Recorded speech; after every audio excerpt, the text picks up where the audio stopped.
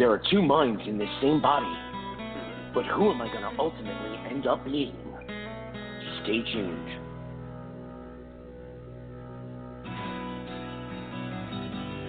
Welcome to Take Two Radio. We are pleased to bring you interviews with people in the entertainment and music industry, discussions and recaps of the 4 remaining daytime soaps. That's The Bold and the Beautiful, The Young and the Restless, General Hospital, and Days of Our Lives, as well as various other shows. For upcoming and previous shows, check take2radio.com. That's with the number 2. And you can find us on Blog Talk Radio, iHeartRadio, iTunes, and other streaming apps. Follow us on social media at Take Two Radio, and thanks for listening.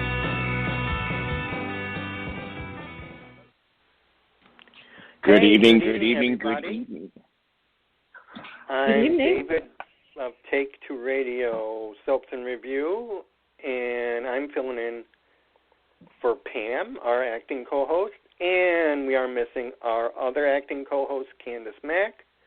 But today we have a special surprise for you because we have a return interview, guys, along with Anthony and Carolyn. Hello, hello.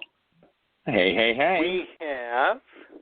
We have Kevin Spirtas and Michael Slade from After Forever, the series, and we're discussing season 2.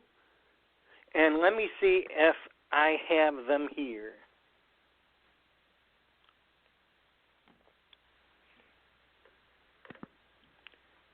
Hello. You've got Michael. Take Two Radio. Hey, Michael. Hi. Welcome. Michael. Okay, so if that's you, Mike, then this other one's got to be Kevin. Hold on. Okay. Kevin, is that you? I'm here. Hi. This is It's good. so nice to have you back. Can you hear me? Hello? Yes. Yep. Yes. We got Okay, you going. Great. Hi, Michael. Hi, Yes. everybody else. We got almost everyone here. I just want to send apologies to Pam, our our supervising co-host, who had a family emergency, and Candace, who was stuck at work. But you have me, David, and you have Carolyn, and you have Anthony joining you today. Hi, David, Carolyn, and Anthony. Hello. So it was just about a year ago Ditto from Michael. that we had Kevin. It was about a year. Yeah. Talking about the amazing, groundbreaking, and fabulous series After Forever. There was a lot of discussion about relationships and the meaning of when they end and sometimes when they continue. So, you guys are representing season 2. Can you tell our listeners a little bit about the journey to bring season 2? Yes. Michael, go ahead. Oh, okay. I was about to say, Kevin, go ahead, because that's the kind of collaborators we are. Well, season 2, for the 3 people out there who have not seen season 1, and you should be ashamed of yourselves. After Forever tells the story of Brian and his husband Jason. It takes place in present at a point when Jason has, with the start of season 1, has actually died of cancer about a year before, and it takes place in both present. It takes place in flashback, through which we learn about their relationship and get to know them, and it takes place in present in Brian's mind. Brian's played by Kevin, who sort of conjures Jason to when he needs to talk things through. So with season 2, we really wanted to take the next step in the grieving process, and moving with Brian moving forward, starting to move forward, or trying to move forward, and starting a new relationship, and the the wonderful things and difficult things in trying to let go of Jason enough to allow that to happen. Yeah. That was very well stated, Michael. Oh, thank you. And it also deepened. I'm glad. Through season 2, we also realized what we also see through their, because friends and family are important characters, that everybody, we go deeper into the process that everybody is going in moving forward, and what Brian's moving forward means to each of them as well, because it's complicated when the husband of your best friend, who is now dead, is now dating somebody else. How do you feel about that? Even much as happy as you want to be for them, it's complicated. Yeah, absolutely. Really well said. I'm going to start you off with some questions there, guys. Are you ready? Sure. Okay. Cool. I'm going to start you off with Candice's questions first, because it says, it's always interesting when creators make a show that connects with viewers, like After Forever has done, with those who has lost a loved one. So for both of you, what is a TV show or movie that you were or emotionally connected to? Wow. Go, Kevin. I want to. Well, oh yeah, good. Throw me in front of the bus. Michael and I came together and created this particular story and series as something that was personal to both of us. We gathered up all of the stories and experiences in our life that we were comfortable, that were personal to us, and that's where the story got told, and told from. Sorry, the rain outside just knocked a tree. I'm sorry. No, a tree just fell across my tarp here. It's pouring rain, so I closed the door. I'll pick up the mess later. I don't like destruction in disaster movies, that's for sure. But something that personally hits me, has always hit me, is high drama around the hero's journey. I mean, anything from terms of endearment to there's a couple other relationship movies that I have always felt very, very good about, and they don't pop up for me right now.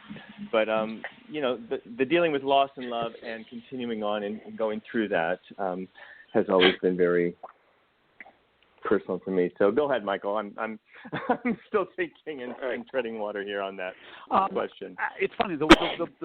I would not have thought about it, but the movie that just popped up into my head through all this was actually Ordinary People. And because Perfect. what I find so moving in that is the exploration under the surface of what is going on in that family, and I think the complexity of that, and I think that it really always it touched me when I first saw it, and it has continued to stay with me. So that'd be my answer. Yeah. That's very good. Okay, are you ready for in 7 words or less? How would you describe? Yeah. Question number 2. You ready? Yeah, they're ready. In 7 words or less, how would you describe the show to someone who hasn't seen it yet? Oh, wait. Do we get 7 words of our own or 7 words together between the two of us? Go ahead, Michael. However you guys want to put it, that's fine with me. What? It's the story of love, loss, and moving on. Yeah. Beautiful. And I would say, love never dies. No. If that kind of adds into it. That counts. Yeah. That counts. I mean, a relationship, okay. and the thing that Michael and I love about this story is that, in answer to your questions, love never ends. A relationship never ends, no matter even if it's beyond just breaking up with someone, when someone dies, the relationship is still living in your heart. The spirit of them is with you always. So that's what we're very proud of telling. That's good. Okay, I got two more for you. These are my own. Okay, do we have to beat them for these? Like, is it like, okay. No, you don't. You probably know. Who's going to answer? Okay. I feel like I'm on a game show. Let me see. This one is just for you, Kevin. Oh, boy. Good. Okay, yeah. So, Kevin, what advice would you give Brian on dealing with survivor's guilt? Oh, God. Glad these questions were just thought up on the spur of the moment. I don't know. I think, I'm a person who has dealt with a lot of loss in my life in different respects. I've never had a close, a person as close as a relationship, but, a grandparent and friends and teachers and, patience and patience and understanding of being okay with exactly where you are is what I would hopefully be able to communicate to Brian or anyone else in that situation. It's not an easy journey, and Michael's had more experience with that as far as a relationship is gone and losing a partner. But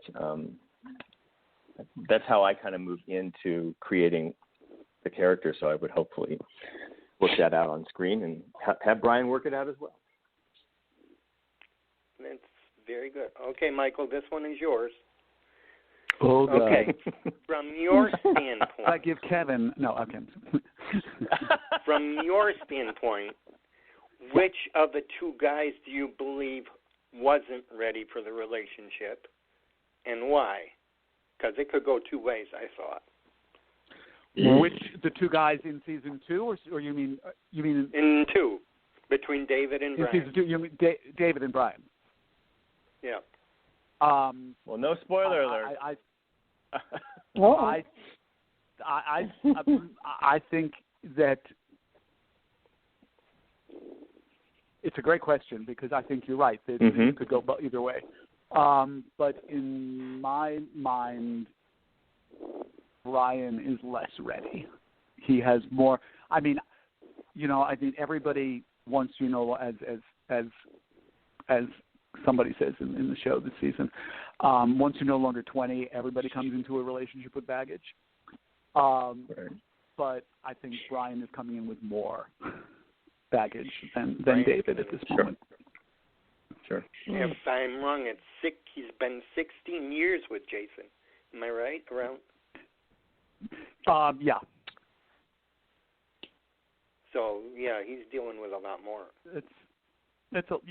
And having it's Brian being single at this point because his husband died is different than David being single because he broke up with his former partner. It's a different it's a different journey. I mean, they're both emotional roller coasters, but they both are, yeah. But they're different. But they're also very different because ultimately, when you've broken up with somebody, even if you're unhappy and that it didn't work out, you're where you are because you want to be there. When you lose somebody, a relationship because of death, it wasn't it wasn't a choice. Yeah. Yeah. And it was set up that David absolutely right. It would have been different had it been set up that David had been dumped, but David was the one who did the breaking up in his previous relationship. Yeah. If that, I think being the one, that if you're the one who is broken up with, as opposed to doing the breaking up, it's closer to losing somebody to them dying because it wasn't your choice. And I think also too, and I know that was Michael's question and he got to answer it, but I think the wonderful thing that Michael did with the story that we kind of both we created the map for where the story went, and Michael so beautifully he created these characters of especially Brian. Brian wants to move on. He wants to heal. He doesn't want to feel this heaviness to the loss that he's experienced. And there's no rule book anywhere. We don't get this when someone dies or when we lose someone close. But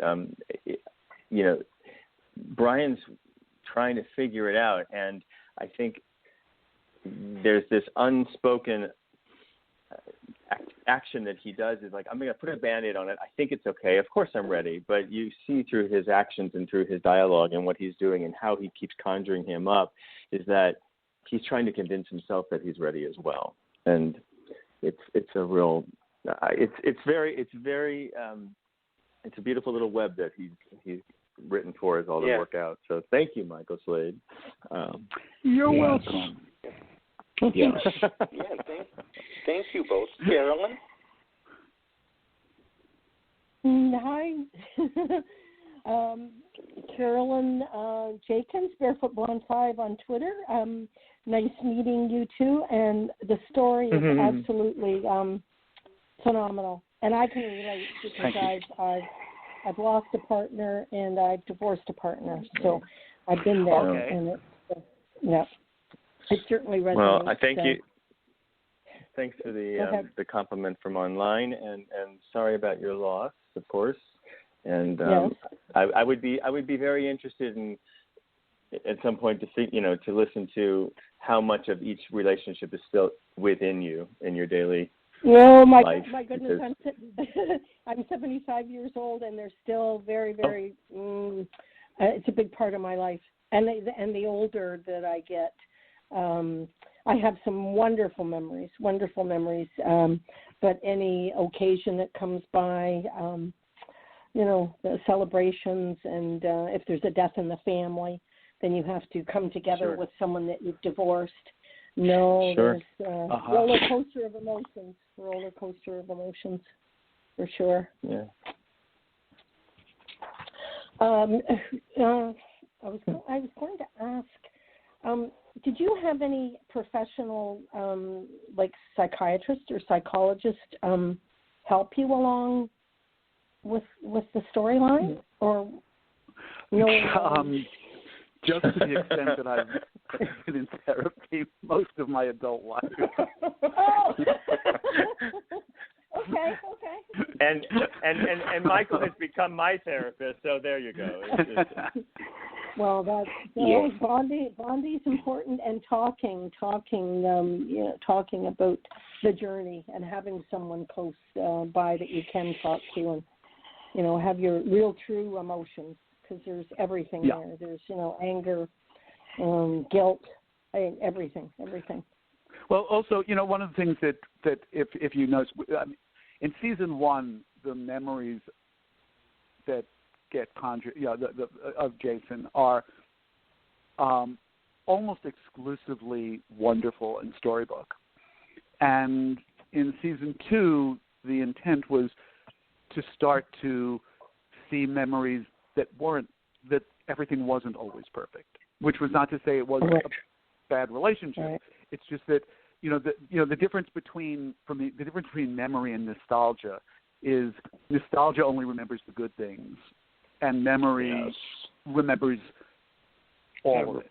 And it's and I think when you're living in nostalgia, it becomes almost impossible to move on, because how does anybody new measure up to somebody who you mythologized and made perfect? Yeah, very difficult. Especially and Michael. Go ahead. I just was going to say, Michael actually, when he and I were discussing how you don't leave everything, you don't address everything that was always perfect, and the imperfections that come along in a relationship, and then there's of course this unspoken thing that we're not going to talk about right now because it's a total spoiler, but the circumstance that does happen to Brian, and one of the reasons he covers his pain in this relationship, something that happened in the relationship, I think is very well dealt with in this season as well. Oh, okay. Mm-hmm. So I'm going Spoiler alert. Yeah. I'm going to ask Pam's questions, seeing she couldn't make it tonight. On creating and writing this series, how has it changed your view on life and death? Wow. Well, I'll just jump in.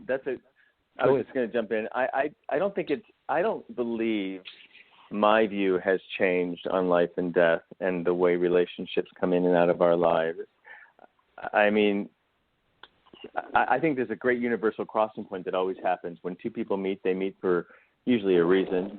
Michael and I wrote this series because we had this chance meeting at a gym. But for me, when I was discussing my ideas about this with Michael, and he'll answer as well, is these are our beliefs. You know, I asked Michael if he still talks to his departed lover and partner, and he said yes, he did, and I believe that we talk to people even when they're not here. Yeah. So I hope that it's a key and it's a way in for people to look at their past relationships and their loss from that standpoint. Take it away, Michael. And just to jump in there I'll answer the question, but only because, you know, when I'm always aware that when we talk about the series, it sounds like it is this, you know, incredible downer. Right. But in reality, there's lots of humor, and yes. You know, there's lots of fun stuff in it. But I think that I don't think it has changed things for me, but it's certainly one of the personal guilty pleasures of writing it has been that I've gotten to write a moment here or there that I wish with my late partner I had the chance to say or do. So there's a little, you know, I get to live out a couple of fantasies. That's which is well, kind of nice. It's very cathartic, and you know that you're out there resonating with people and helping them on their journey as well. So it's wonderful. And that has been amazing. I mean, the fan mail we get from people about how the series has helped them through their own grieving process is wonderful. Really astounding and incredibly humbling. Yeah, if you can help even one person along the way, that's a major plus for sure. Yeah, true. We love the ending. Does that mean there is going to be a season 3? Kevin? Yes. Well. Yes, there is. Michael and I have. It's written. We have a time in our mind and on the calendar that we're aiming for. Hopefully, with the craziness of this coronavirus, that we can aim for. It's we are aiming for July, but you know there are steps to take and filming. Yes, not coming out. And you know, Michael. When Michael and I sat down to do this, we had so much story, and there were ideas about what to put in season 1 and what to put in season 2, and we came to the agreement that this short form storytelling of this particular relationship would go into a trilogy. So the third and final season will be out there, hopefully soon. So. Wonderful. Well, we're all in free fall right now, so we'll keep our fingers crossed that you'll be on target. Yes, well, thank you, Carolyn. Anthony? Welcome, yes. I think that brings it to me. Hey guys, Anthony here. Hi, Anthony. I wanted to discuss, and you already touched on, you know, the transition from Jason the hero to kind of taking the pedestal away in season 2.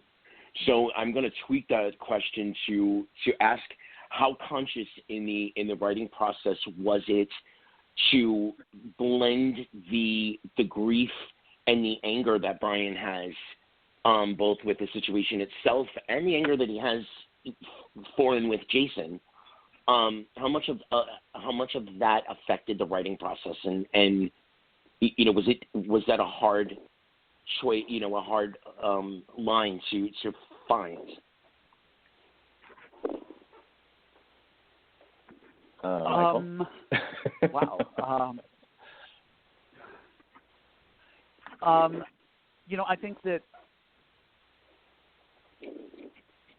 I think some of the hardest things that we could deal with when anybody, friend, spouse, parent, dies, is the stuff that you didn't get to resolve. I think that the memories, the fun stuff, the whatever is, but that the anger, anger is a big part of it, and it was, I think Brian, there's anger that the person died. There's anger at the gods for that. There's anger for, again, it's not exactly a spoiler alert, but from season 1 that when Jason gets his diagnosis, it's a terrible diagnosis, and it's the stage 4 that essentially they can prolong his life, but they can't.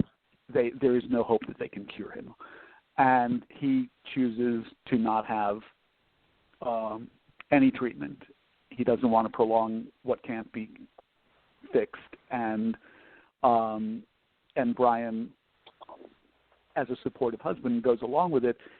And as Brian gets to say in season 2, it doesn't mean I agreed. And I think that when you're confronted with, I firmly believe that when somebody is dying, how they die, they get to make those choices. I felt that very strongly with my partner. Whether I agreed with the choices or not, they're the one going through this. And then the choices about what happens after they're gone, that's the person who's left's choices, because they got to deal with that. And, but it does leave, I wanted to explore the stuff that as a result of that doesn't get necessarily said, and the anger that is still there, and it's very complicated, because love is complicated. It's all those emotions all the time, and when the person isn't physically there anymore, I think they become even in some ways more elevated. So I don't know if that really answered the question, but that's kind of where it took me. It definitely answered the question, and thank you. Yeah, and also, and Michael and I wrote what we knew personally. We wanted to create a story that we had dealt with personally, and or understood as much as we could, and that's what the excitement of was, putting this story onto paper, and then of course making it. And I know I've never been given such great story arcs to play in all my soap opera days, and it's an honor to get on to a set where you can step into an emotional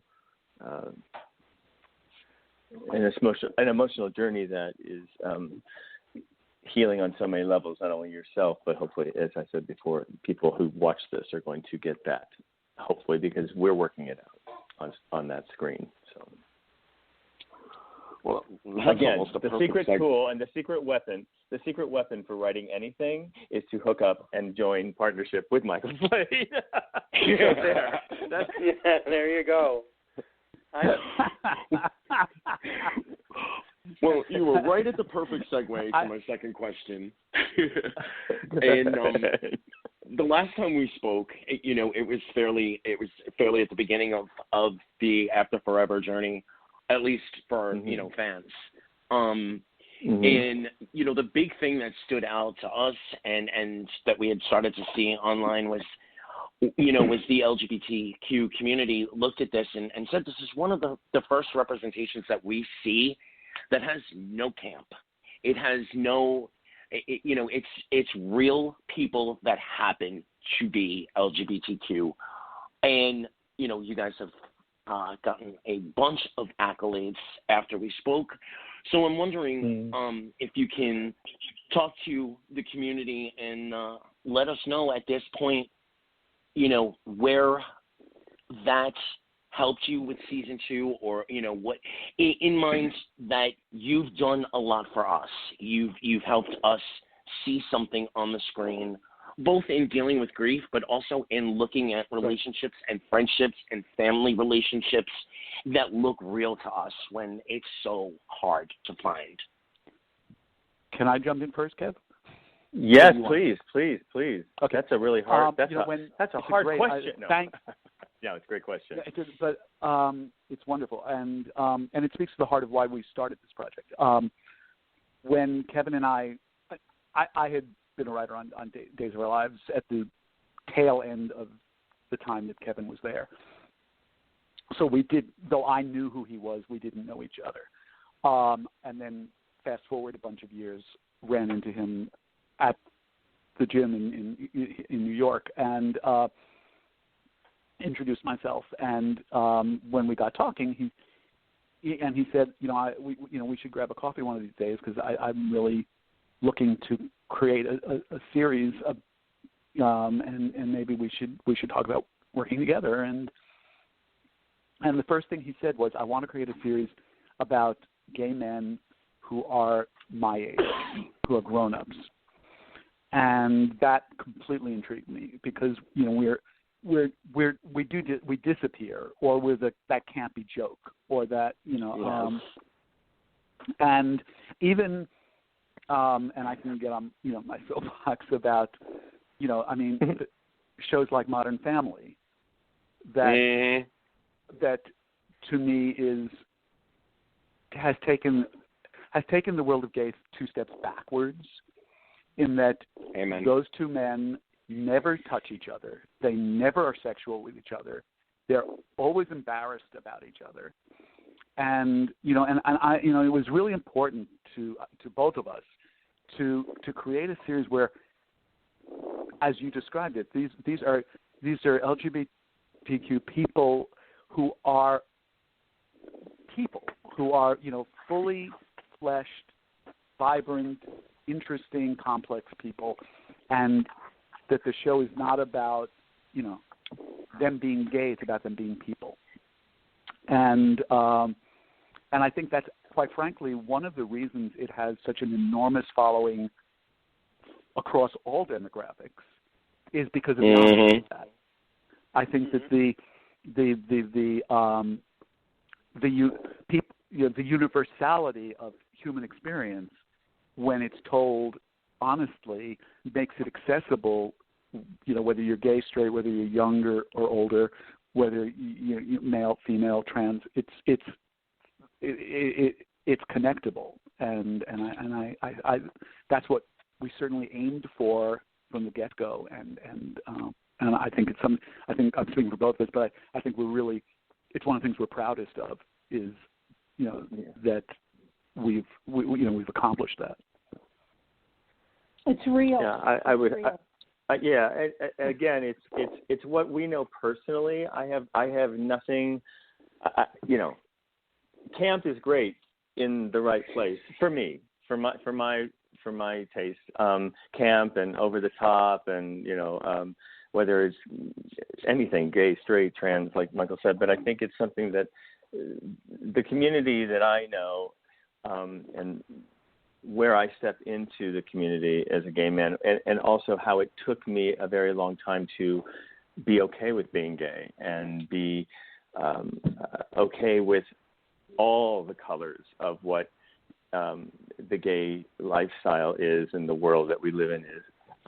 I'm very proud of it, and I told Michael, I just want to write a role, or get a role where I can just sort of wake up, put on my clothes, walk onto the set, and continue being me. And that's kind of what I feel very proud of. And I think we did for everybody on that show. And there is humor in our show, and some of it comes from a not campy side, but a very, very funny, biting side when it's real. And even those two characters who kind of give that to you, the two Pauls, you know, they're still vibrant and sexy, and they're romantic and they're physical, and I love that about them. So, well, thank you so much.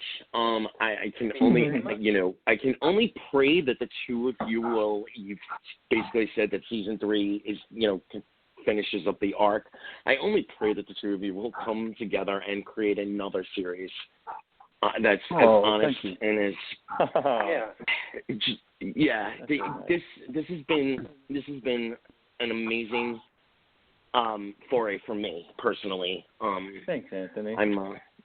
Thank you. And before we let you go, can you tell all the listeners where to find After Forever, both Season 1 and Season 2, and where that they can leave their comments and or find you guys in other spaces of your careers?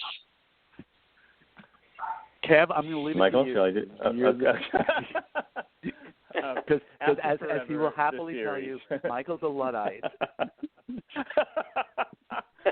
Michael can write, but boy, get him to tweet or text or Instagram. Forget it. No, he's getting But better. if you send me a message by carrier pigeon, I always respond. I'll send mine by stripper. Only if you were joking. No. Anyway, After Forever, the series, it can be seen on Amazon, both season 1 and season 2. That's in the U.S. and the U.K. And if you go to Binge Networks TV, bingenetworks.tv, you can do a pay-per-view all over the world. That's worldwide. So season 1 is there now, and season 2, Binge Networks. And and you can find the website and the Facebook and the website. If you go to website afterforevertheseries.com, you can find everything you need to know about After Forever, and we're on Facebook, After Forever the Series, and AF the Series is Twitter, and After Forever the Series is on Instagram. And you can pretty much find Michael and I there anywhere, anyhow, anywho. Okay, Twitter. Oh, God. Thank you so much, guys, for coming in. Thanks for having us. I got to tell you, I have to tell you, all of us here at Take Two Radio, we were so pleased about the Emmy because you came to see us. One, because you're so close to us, and you came to us to talk about it, so it made it that much more for us. Yes. Am I saying it right? What do you think, Anthony? Absolutely. It felt like we won sort of with you, being, friends of the show, and we were so damn proud. I mean, if you look at our feeds from back then, it was all over the place for us. And when season 3 is in the can and about to be revealed, I am throwing the invitation out. You guys better come back. I'm not even inviting you. I'm saying you guys better come back. It's a date. It's a date.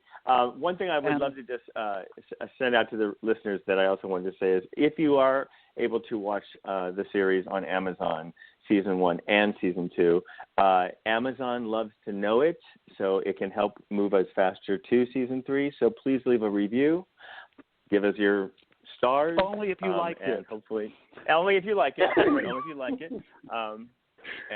But we appreciate it, and that's what I was going to leave you with.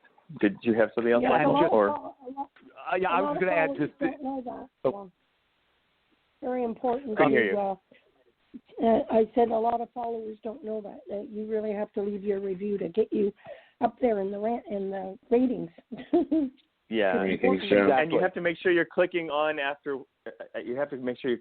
season 1 or season 2 to leave the review. So.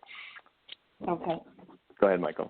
Michael, you were going to say? No, and I was just going to referencing the Emmys. When Kevin and I started with this, we were creating this out of love and because we wanted, because we believed in it. The I don't think the concept that we could wind up winning 5 Emmys for season 1 ever occurred to us. It certainly didn't occur to me. And no, I mean, I don't think we had that even in our. I don't think it was even in the possibility list. It was just, maybe we can get this on the air. And so it's really been incredibly magical. I would have to agree. Thank you very much. Thank you so much, guys. Thanks, folks. Thank you, guys. Best of luck to all of you. Please, everyone out there, be safe. Wash your hands. Stay very careful as you navigate through your cities and your life. And we'll talk to you very soon. Absolutely. Have a great evening, guys. Okay. Have a Thanks. great evening. Cheers. Thank you very much. Bye. All right, listeners, that was a great interview, and it is so nice to bring back a series that meant a lot the first time around, and now I can't wait to dive in and finish the episodes. I've watched the first 3 of season 2.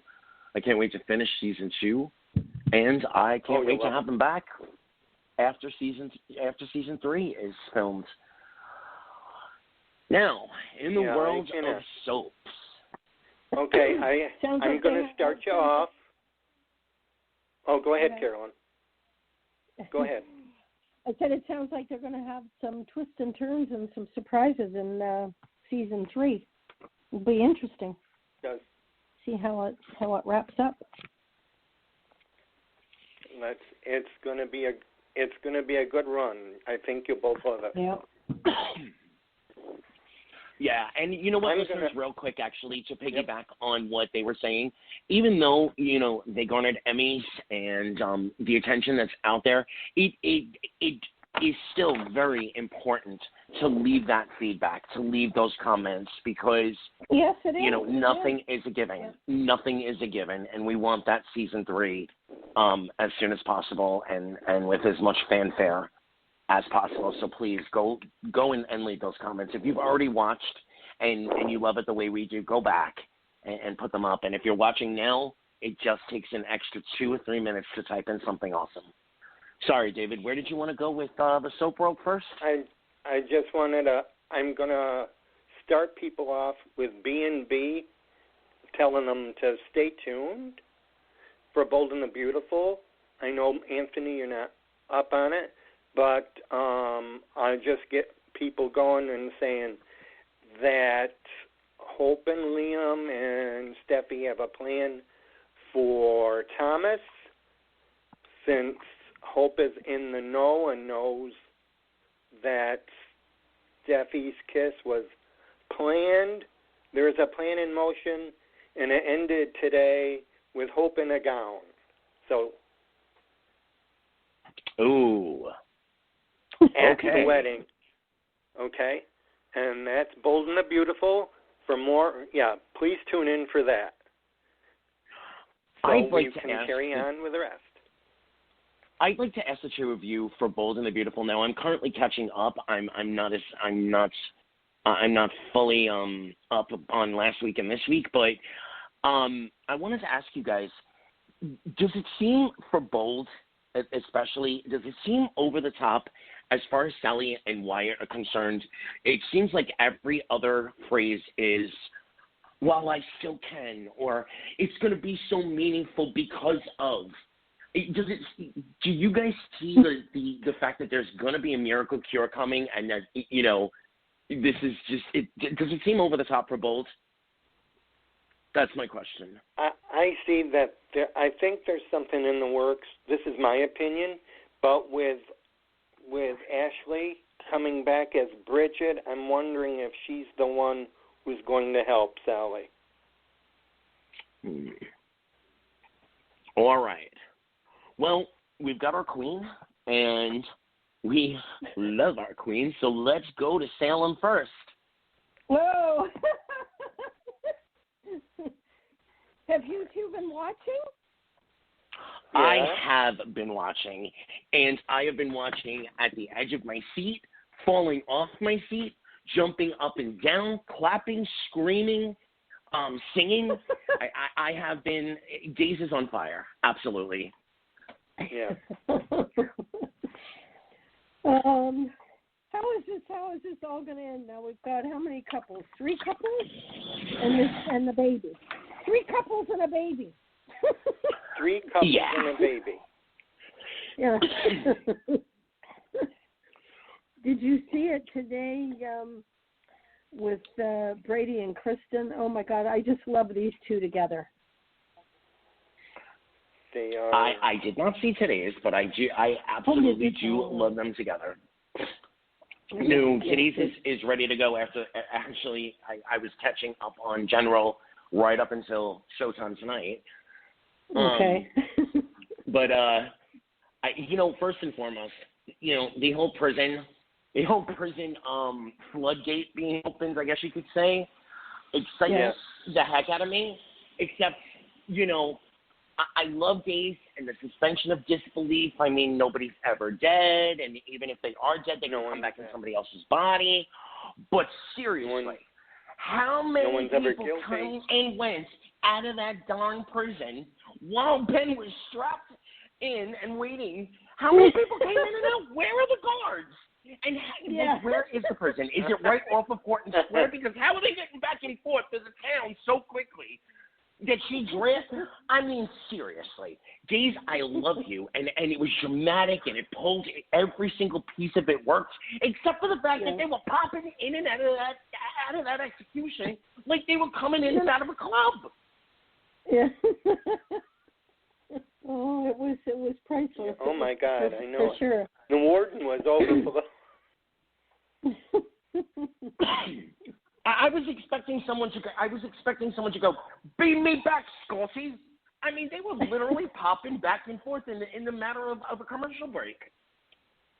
I know. It's a time lapse. Can we call it time lapse photography? Yeah. We can call it memory lapse. Yeah. I know they cut. There's something to be said about the editing, I guess. Yeah. Well, what, David? What is your favorite part of these days? My favorite part of Days right now. Yeah. One, I am just. I don't know if I would call it my favorite, but the one that gets me is Gabby getting out of what she did. Oh, yeah, she always lands on her feet. She lands. I was going to say she lands on her hands and knees, but that's just me. Yeah.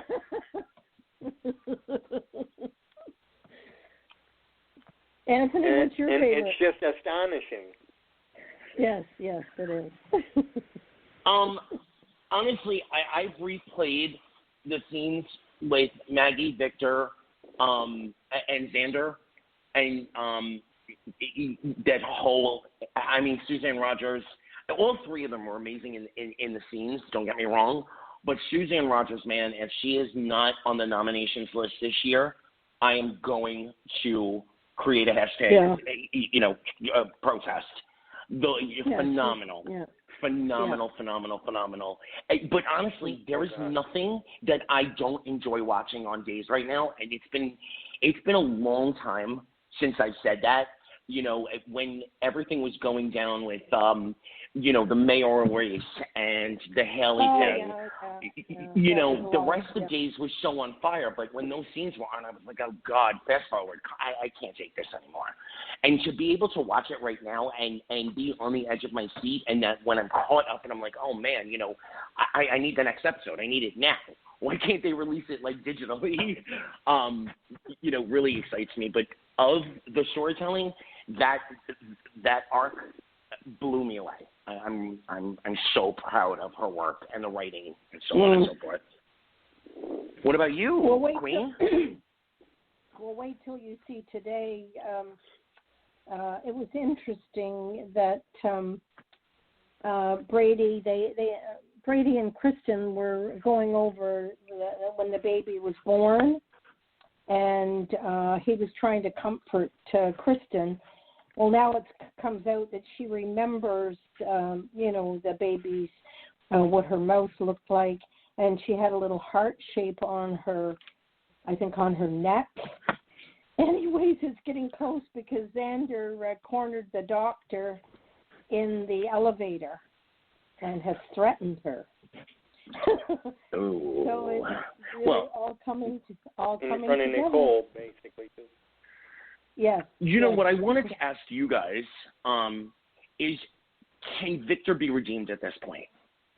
And quite frankly, can Xander be redeemed once all is said and done? They did such a good job with making him likable and almost lovable, really. Can the two of these men come back from this? No, he's mean again. He's very mean today.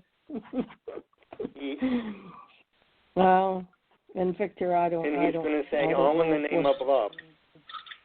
Oh, yeah. Well, it's getting interesting. It's all going to come down all at once, and I just feel so sorry for everyone involved. This is going to be a mess. Lots of heart. I'm curious, David, for you.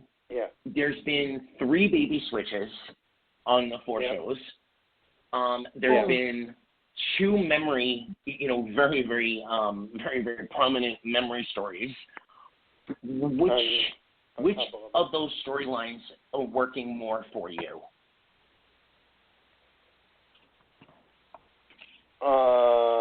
Jeez. Oh, gee.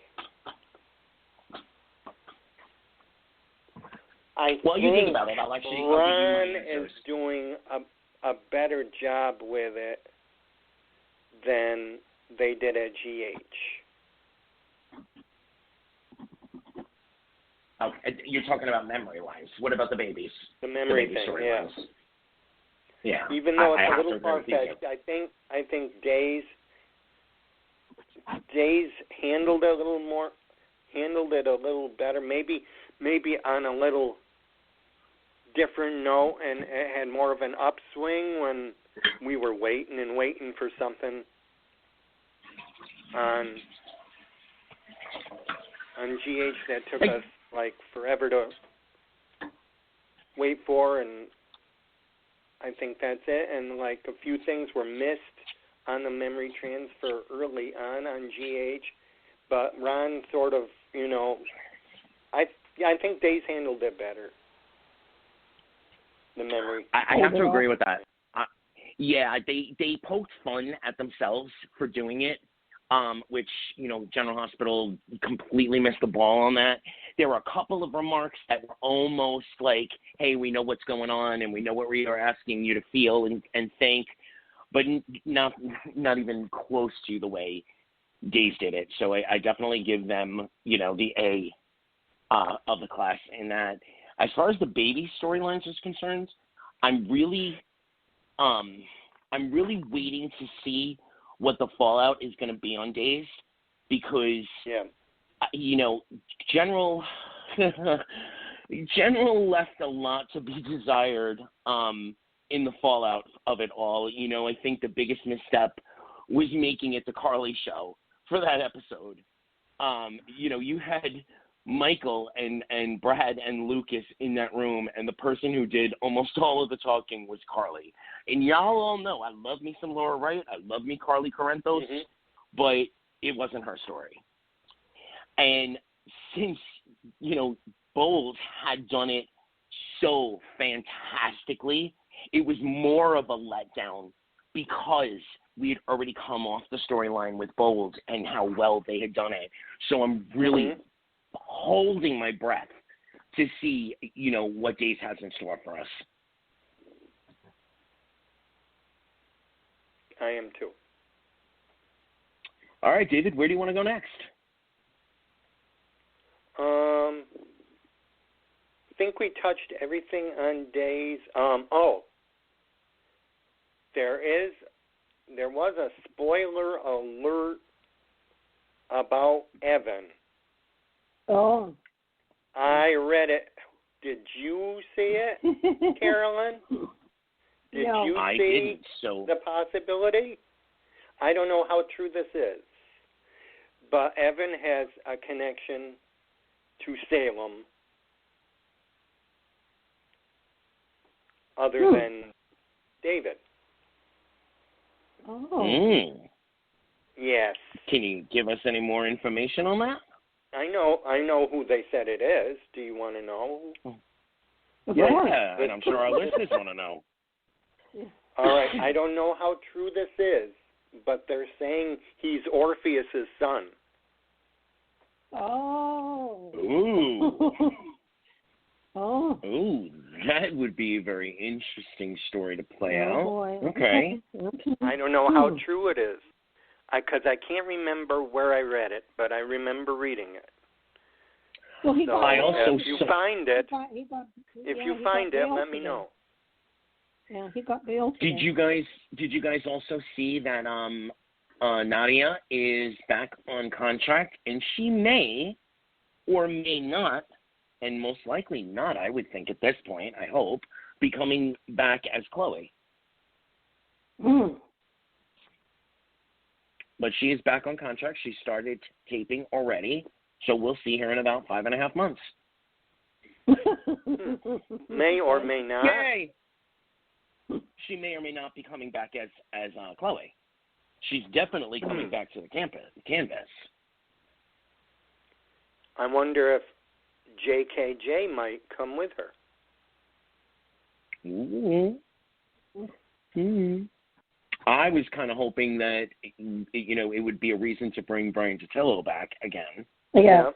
Oh, I love him. I really do miss him. Yeah, I do. Yes. I do miss him. Yeah. Well, all right, David, flipping a coin. Heads or tails, David? Tails. Well, then Genoa City it is. Genoa City. So the fallout from Mariah and Tessa, it seems to be the B storyline. The A storyline, of course, is still Sharon and all that's going on there. Oh my God! Talk, David. Did you? I was in complete tears. Carolyn, why aren't you watching Young and the Restless? I was in tears with Sharon and Nikki. Did you see that? Did you happen to see that one the other day? I did. I was close to tears. It's for me, honestly, it's the only thing worth watching right now with The Young and the Restless. And it is definitely saving me from saying, you know what, I'll check back in a month or two. I'm on the edge of my seat for this particular storyline, and the scenes between those two women. I mean, we're talking two amazingly powerful actresses who hit every beat perfectly. Oh my God, they were. I thought they were wonderful, and I just couldn't get through it. Watching it, I'd watch it again. Sometimes I just watch just to cry because it's so cathartic, and it feels good after.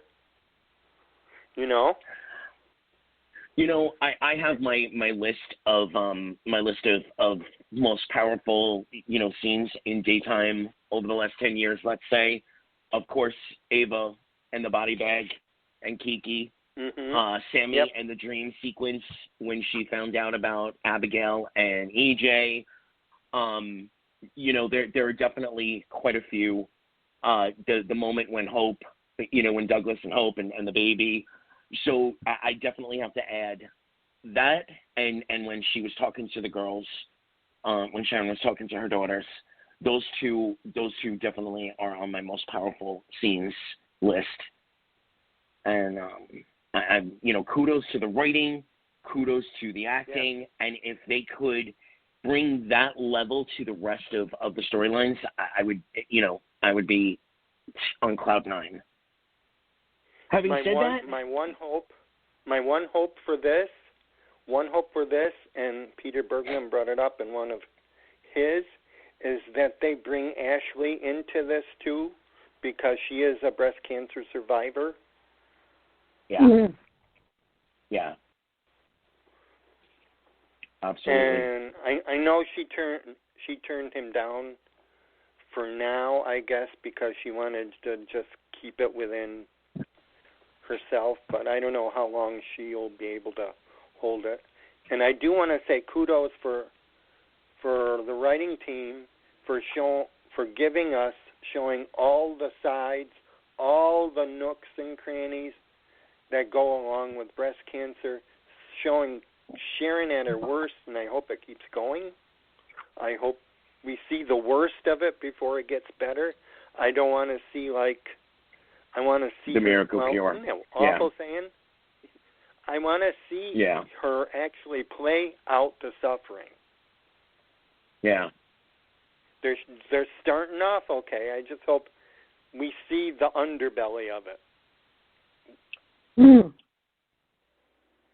Well, I love that they're taking it beat by beat as well. It's not, it's not okay. Hey, today I was diagnosed, and then 2 or 3 weeks later I'm so sick, and then 2 or 3 weeks later I don't want everyone fawning and pampering me, and they're really playing every single side of it so far, and they started off so amazing with Dina and the Alzheimer's storyline.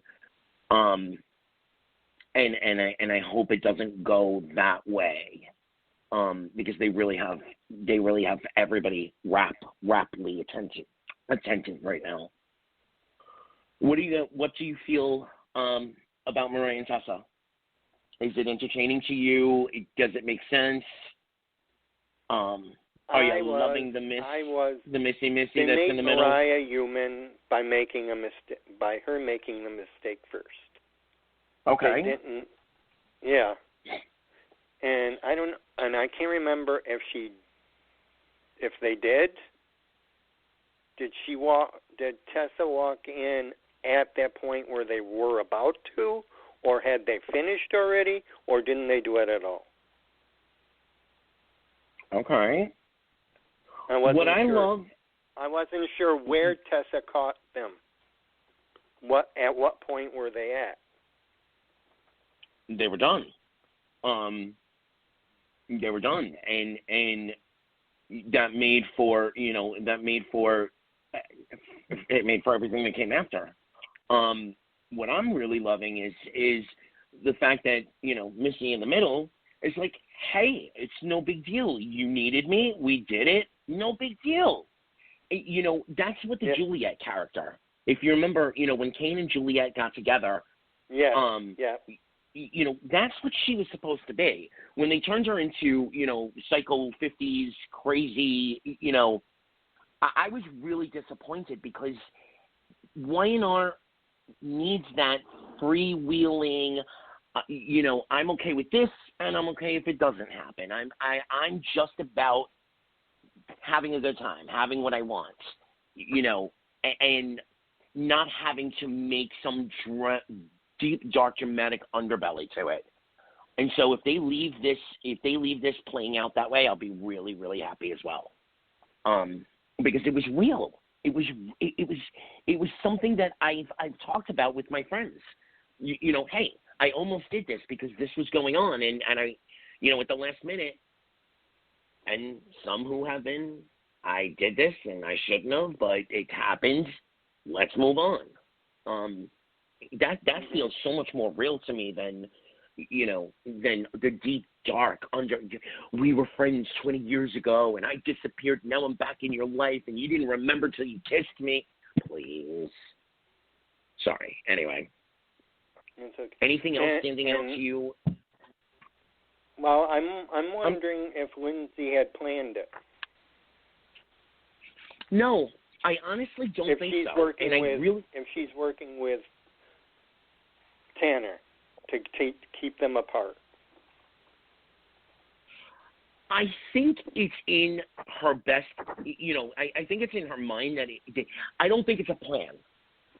And if they turn it into a plan now, I'll be okay with that. If they backtrack and make it that it's been that way all along, then it will take away from those scenes in the first place. Where it sort of was like, hey, this happened because we both wanted it to happen. We both know it was a mistake. No big deal. Sorry about that. Let's still be friends. If they turn it into it's been a plot all along, it's going to cheapen that. And that and Sharon are the only two good things that are going for, Y&R from, in my personal opinion, at the moment. Mhm. And yeah, that's about it right now. All right. The only thing is Nick.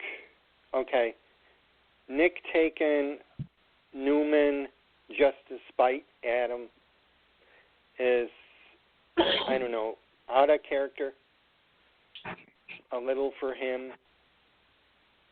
Just so he didn't want it. So he doesn't get it. God, I wish Candice was here, because I'm going to say something that I know she's thinking. And girl, hit me up on Twitter after this. When you listen to this, Nick is the new Sharon. For the last year and a half, they don't know who Nick is anymore. They keep writing him in different modes and different personalities. This doesn't make sense to me. It doesn't make sense to me. This is not a Nick move. Nick is the new Sharon. They can't figure out what to do with him. Well, the writers the writers aren't listening to the fans. I mean, I don't watch the show on a regular basis, but everybody says the same things, on social media. It's strange. It is. All right. I guess it's time for us to move over to Port Charles. Yes, it is. I am going to say the same thing that I said the last time I was on the show. Guys, I apologize for not being here for the last show. But, oh, my God, I love Violet. I love Violet. I love Violet. I love Violet. I love Violet. Oh, my God, I love Violet. And this year's, if they do keep the category, this year's younger actor category is going to be so hard. Between her and Douglas, oh my God, oh my God, oh my God, oh my God. I love Violet. I just have to say that one more time. I love her. All right, I'm done. I won't say it again. Maybe one more time. I love Violet. God, she's sweet. She's the sweetest thing. What about you, David? Well, I love Violet too. Okay. I want to take her home. Oh. She is the cutest I little want to take girl. her to the plaza in New York and order scones and tea and ice cream. Oh my God. I want to put her in a princess dress. I want to go on a carriage ride. Yes. She picked that up from Anna. Yes. Yes. It was so adorable. And when she says Waxy, oh my God, my heart. Wow. Oh, Carolyn, you got to look at this little girl. Her name is Jophiel. Okay. The little girl playing Violet. Yeah. Her name is Jophiel Love, I think, and she's on Facebook. She does have a Facebook. Oh, okay. Well, the soap operas do find the most beautiful. They find the most beautiful children. For sure. All how right. old is her part on the show? How old is she? She's she's 3? Roughly about 5 or I would, but I think the actress is like 5 or 6. Oh, okay. So I would say that it's been 3 years. But you know what they do with the kids. She's playing about 3. She's aged a little bit. She's about 4 on the show. She should be in real life just about 3, and she's probably 5 or 6 in real life. And they do that mainly so because she's more manageable at that age Yeah. than if you really took a 3-year-old. Yeah. Yeah. That's why they have the little swords. Yeah. Well, staying in the same storyline, or basically the same storyline. I'm finding it less hard to think that it's actually Alex masquerading as Anna. But this is I will also say, like Days of Our Lives, there's basically nothing that I don't enjoy watching right now on General Hospital. They really have turned it around, except for Anna. If it is Alex, poor Anna. then they haven't done it. They haven't done it right, and I'm going to be very disappointed. And if it's not Alex, they better have a really, really good reason other than this is my son for her to have completely done a 180 to the character that we've known for almost 30 years. She would turn him in. Yeah. The Anna we know would turn him in. Yeah. That if it was a little less serious as far as transgressions are concerned, to blame it on Obrecht, okay, I could almost see that happening, but not murder. Not murder. No. Anna would turn him in.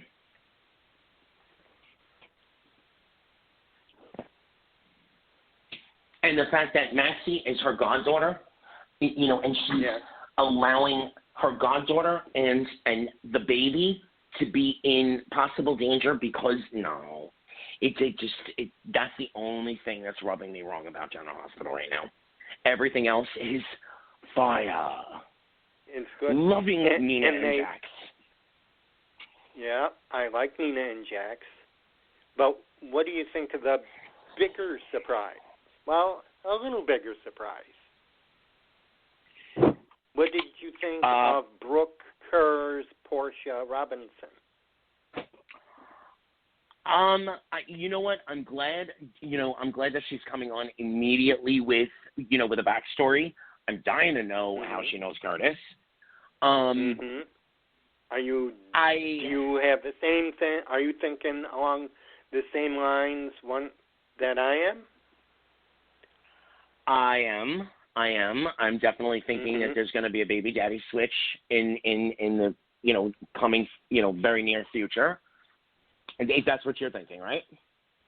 Yeah, and do you think Daddy number one knew it? That's what I think all the time. Remember when Taggart said, "Take care of my daughter"? I think he knew. I think Marcus knew.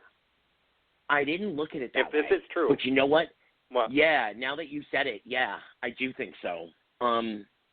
You know what? That completely went over my head because I was enthralled in the drama of it. But you're right. I do. I think that would be very interesting. But I don't think Marcus is dead. I think this is a big red herring, and he's going to pop back up. Yeah. He and Real has been real generous on Facebook and Twitter, giving articles out about what people think about that, especially fans don't think it's real. Well, at least for now, but I told him I think he'll be back. If GH knows how to pull a surprise, I think he'll be back. I do too. I really do, and I think I part of me thinks so strongly because of how vocal he's been. I think that this is a very well planned red herring. But either way, honestly, there's so much going on that oh my God, it's going to be a lot of fun if he does come back. It's going to be a lot of fun, especially I wanted the triangle between Taggart, Curtis, Marcus, Curtis, and Jordan. But the fact that it's now going to be Curtis, Portia, and Jordan, jing, jing, jing, jing, jing. Yeah, okay, I'm down for that. Oh yeah, she is definitely she's no nonsense, isn't she? Oh yeah, standing in the scene with Rebecca Hurst and Maura West, and that she's the one that we were all focused on. Yeah, okay, I'm ready to go with her. I am ready to go wherever she's going. She told Ava a thing or two, didn't she? First thing. First thing, when you're standing in a scene with two of them, and then the whole wake scene, yeah, I'm ready to go wherever she's going, without a doubt. Now I have to ask you. Present. Oh, she's got the simmering. I would not be surprised. And I don't want to, like you guys know I get spoilers. This is not a spoiler. This is just a thought process. I would not be surprised if we actually find out that she's been working with or around Cyrus. And I think we're definitely going to see more with, oh God, what's his name? Dev's father. Oh, with Brando. Brando, thank you. I think we're going to see the two of them. I think we're going to see more with Brando, and that there's going to be something with the two of them as well. I just have that feeling. But what I've been dying to ask you, David, is what do you think about the scenes with Sasha and our man Chase?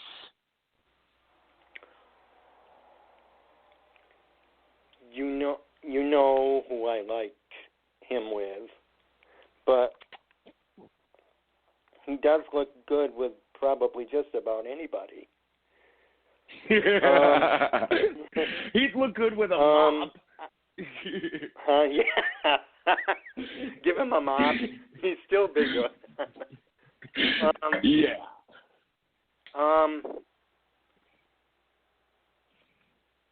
I still want my two together. But I know we have to challenge them. So I hope there's a story for them. They are two. I can see those two singing at the Nurses' Ball this year.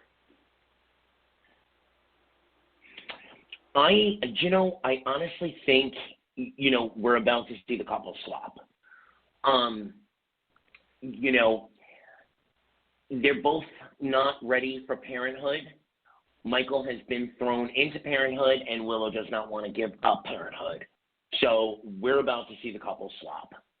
And then once all is said and done, and the dust has settled, they're all four of them going to realize that they wanted to be where they originally were in the first place. It's a little reminiscent. You mean Chase of wanted Alexis to be with Jack. Willow? Yeah. Willow wanted to be with Chase. Michael wanted to be with Sasha. Sasha wanted to be with Michael, but they went with circumstances and superficial feelings, rather than, the deep underbelly. And it reminds me of Alexis Jack's, what was her name, Chloe? And that one. Yeah. Yes. I think they're going to do. It reminds me a lot of that storyline. I think they're going to swap, but not because of love or anything like that. But no, probably out of necessity. General Hospital put and it probably right on the page. Yeah, they put it right on the page with the conversation, Diane and Michael had about getting married. Right. And immediately, and they talked about it again. Yeah. It's, this is what they consider as, I didn't get today's episode yet either. But this is what they consider the slow burn, versus 10 years ago. Michael and Willow will be married in 3 weeks. Guarantee it. Well, there is a wedding coming up. I did see there is a wedding coming up. And I got, for now it looks like Michael and Sasha are planning it. But there is a little spoiler out that says Sasha is amazed. Mm. March 26th. We also have not seen the last of Valentine, so, I am kind of interested to see where that's going to go. I really wish it would have went into Nell and Valentine teaming up rather than her just selling it to him and moving the storyline forward that way. I have to wonder if that's the wedding coming up. Ooh. Because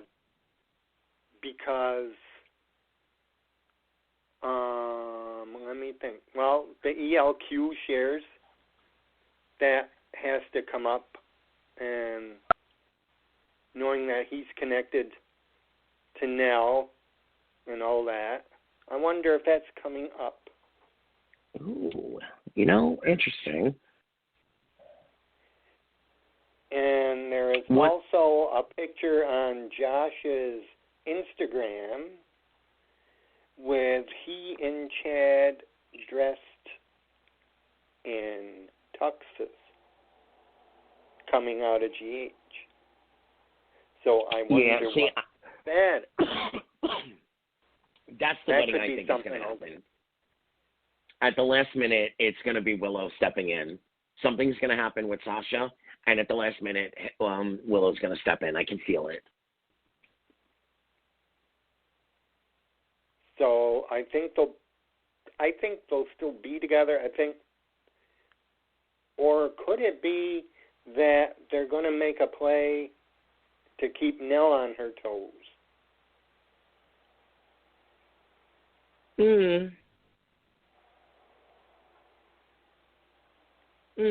Maybe. That was.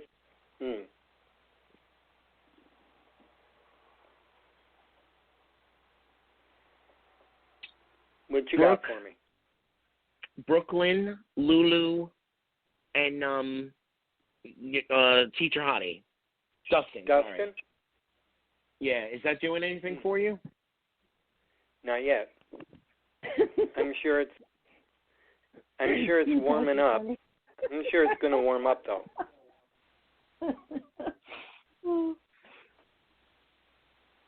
Ava I don't and think Nicholas. they got the focus in. That's going to heat. I think they love each other. They just don't want to admit it. Yeah. I loved They want interplay. the money first. And the power, and they want the redemption. They both want redemption as well. So all of the foundation is built.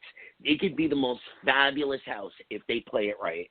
They want redemption. There's the underlying attraction and almost love that they had for each other before Nicholas was supposedly killed. This could be a very, very hot storyline, and I'm hoping they do it right. Obrecht. Oh, she's in a pickle. Do you know what the rumor is? No, I haven't heard any rumors. What, you have one for me? Yes. The rumor is that Brad and Britt are the ones that actually save Obrecht. Really? Yeah. It's making me like if that's a spoiler that's true, it's exciting me because they're not really in it except for that little play between Obrecht and Brad a couple of weeks ago. They're really not in the right orbit. So if that is the case and they're pulling it together and Valentine has something to do with it, it's going to be really interesting to watch as well. JH is firing on all cylinders. They keep surprising us. They keep going in directions that we've been waiting to see, but in ways that we couldn't have imagined they were going to do it. Honestly, they're firing on all cylinders, and I'm very, very, very happy right now with General Hospital. I am very thrilled, and I like where everything seems to be going. I know they can't do everybody at once. I think they're going to take care. I think they're going to take care of Peter. I didn't hear anything about Wes leaving. Not that they.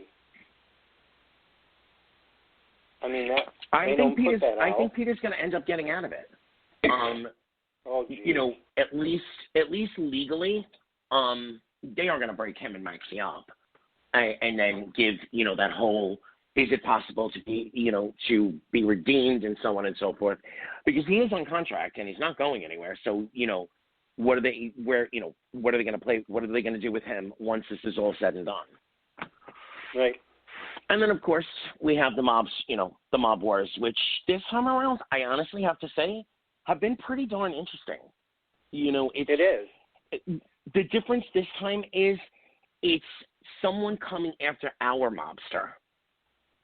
Yeah. And we all, you know, we're all in the same boat, rather than everybody's collateral damage for Sonny and Jason's business. You know, right. They were very, very smart to have the backstory involve Jordan and Taggart and so on and so forth, because it made this interesting. It's not a retelling of Alcazar and Faith and so on and so forth. This is really a new storyline that's interesting to watch. And Jeff Kober is much more than a cartoon. Yeah. You know, I swear I know quite his the history voice. of it playing. Yeah, no. He's played quite a few villains in the past. You do know him. You do know him. I might. I can't think where though, but I swear his voice was used in Marvel cartoons. Ding, ding, ding! IMDb it. Homework, because, listeners. IMDb it and see where in the Marvel universe you saw Cyrus or heard Cyrus. It's there. He just comes out. I mean, he reminds me of Zeus a little bit, but it's not Zeus, but you'll see. Like, IMDb it. I will. That he is very touching, and I do think. I know Sam is getting involved in this story too, and this could be the way she breaks parole, if she can save TJ. Oh, I didn't see that spoiler. That's interesting. What? Okay. I'd like to see that hope, happen. I mean, yeah. I'd very much like to see that happen, and I really hope this isn't the end of TJ. You know, I'd really like to see Molly and TJ play out, you know, the fallout to the proposal and finding their way afterwards.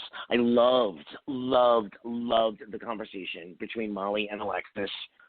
And I'm baffled. Okay, you know what? There is something that is dragging and not really interesting and kind of annoyed me with General Hospital. I forgot all about it. That's because it, you know, doesn't really light any of my fires. I'm sorry, guys out there who might actually like Alexis and Neil, but you don't. Yeah, no. Nope.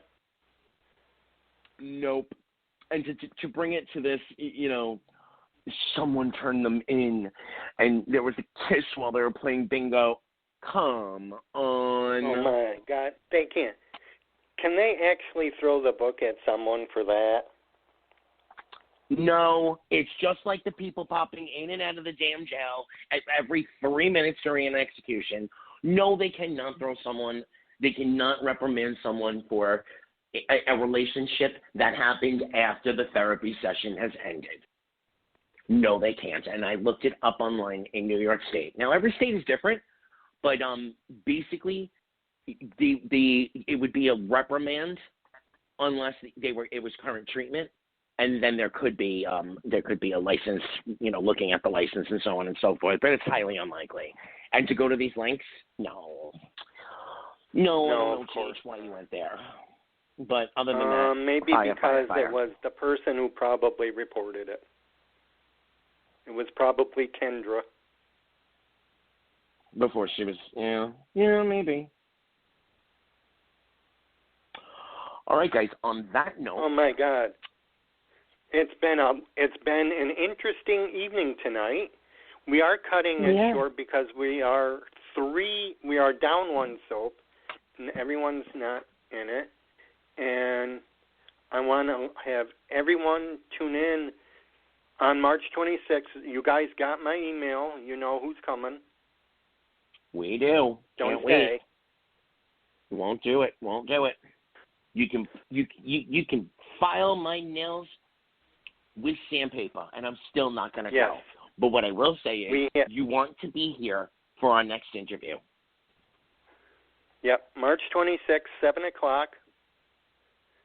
Be there, be square, and you will not be disappointed. I send mine in because I have a busy life, and I want to get them in as soon as I can because who knows where life leads me. I wanted to get my questions in as soon as I could. Well, you'll get mine tomorrow or about Saturday morning. Yeah, you'll get mine tomorrow or Saturday morning. Guys out there listening, as Kevin said, please wash your hands, elbow bump instead of handshake. Don't panic. Be safe. Be smart. Keep watching the shows. And until next time, this is Take Two Radio. We love you guys. Yes. Have a great evening and a great 2 weeks. Well, I'm going to David, am I going to be seeing you this weekend? You might. I hope so. And Anthony, when are you going to be over this way? I will be in Orlando the weekend of the 15th of May. So hopefully we can get together and have a blast sometime that weekend. We'll be down there for 4 days. Oh, 15th for those May. of you who don't... Is this a convention? It's a convention, yeah. And then we're going to stay an extra day or two to see his family. For those of you guys who... hopefully this virus everything will be settled down by then. That's me knocking. I'm hoping I get to go. Yeah. I'm hoping you don't get stranded and get back home. Well, he might get down here and he might not. He might not. And not be able to get home. Do you have an extra bedroom, CAROLYN? Oh yeah, I've got an extra bedroom. You can handle 3 All right, dogs. everyone. I have to sign off, but I will see you in 2 weeks. See you soon. Okay. Okay. See you in 2. Good night, everybody.